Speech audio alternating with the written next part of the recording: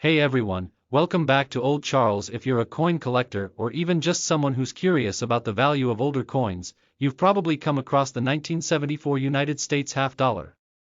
But what's it really worth today? Is it just another outdated coin collecting dust in your drawer, or could it be worth more than you think?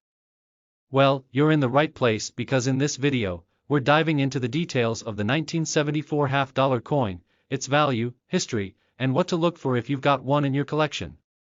First things first, let's take a quick look at what this coin actually is. The 1974 half dollar features the iconic design of John F. Kennedy, which has been the standard for half dollars since 1964. On the front, we have the profile of JFK, and on the reverse, there's the classic eagle with the shield and olive branch. Now, the 1974 coin wasn't minted in silver like the earlier Kennedy half dollars.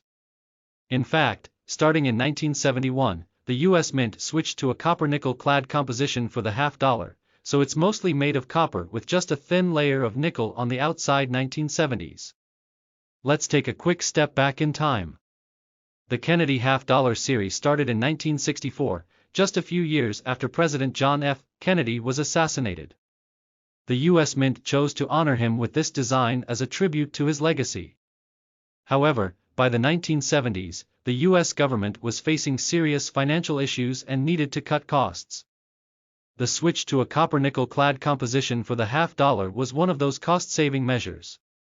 Now, even though the half dollar was still being minted throughout the 1970s, it wasn't seeing much circulation. By the late 1960s, and definitely in the 1970s, the half dollar was gradually becoming a coin that was used less and less in day-to-day transactions, which is why you'll find that a lot of these coins, including the 1974 half dollar, are relatively easy to find in higher grades. Common and not rare.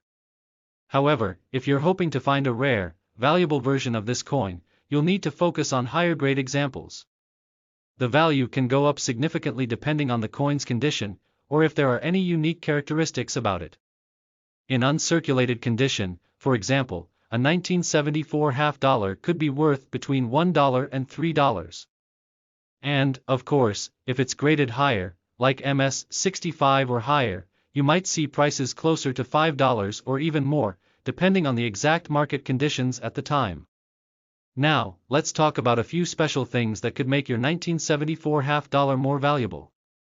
For the most part, the 1974 half dollar is fairly standard. But there are a couple of interesting aspects to be aware of. First, let's talk about mint marks.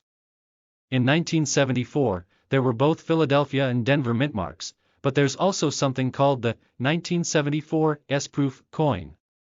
While most proof coins were produced at the San Francisco Mint, these proofs are special, shiny, and have a much higher level of detail compared to the regular circulation strikes. If you have a 1974 S-proof half dollar in a pristine condition, that could be worth quite a bit more, around $5 to $15, depending on the grade. Another thing to consider are minting errors. Although 1974 half dollars aren't known for having a lot of errors, some collectors look for small variations in the coin's design, such as doubling on the lettering or unusual die cracks. These can sometimes make the coin worth more, but errors are relatively rare in 1974 half dollars. Cut to a shot of the narrator at a desk with a magnifying glass, a book on coin grading, and a few coins. Okay, so now that we know what to look for, how can you find valuable 1974 half dollars? Well, the best place to start is by going through your change or by visiting local coin shops. If you're serious about collecting, make sure you've got a good magnifier to inspect for things like die cracks or doubling. That's because the coin is still pretty well preserved, with sharp details and no significant wear or damage. If you come across a 1974 half dollar that looks like it's been untouched, it might just. So, to wrap things up, the 1974 United States half dollar is pretty common and generally only worth face value unless it's in high-grade condition, or you have a special proof version. However, there's still some value in finding coins in pristine condition or rare errors. If you're out hunting for coins, be sure to keep an eye out for these special varieties. You never know what you might find. If you enjoyed this video and learned something new about the 1974 half dollar, don't forget to hit that like button and subscribe for more coin-related content. And as always, drop your questions or thoughts in the comments below. I'd love to hear about your experiences with collecting half dollars. The 1974 United States half dollar released as part of the series that started in 1964. The 1974 half dollar represents a pivotal moment in U.S. coinage history. But there's much more to this coin than just its face value. Whether you're a seasoned collector or new to the hobby, you're going to want to stick around as we explore the history, design, and significance of this fascinating. Before we get into the specifics of the 1974 half dollar, let's take a step back and talk about the history of the half dollar in general. The U.S. half dollar has been in circulation in one form or another since 1794, when it was first minted at the Philadelphia Mint.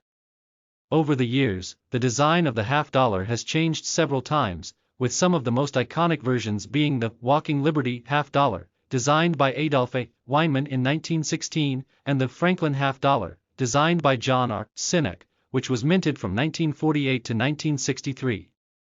But in 1964, something significant happened. In 1964, the U.S. government introduced the Kennedy half dollar to honor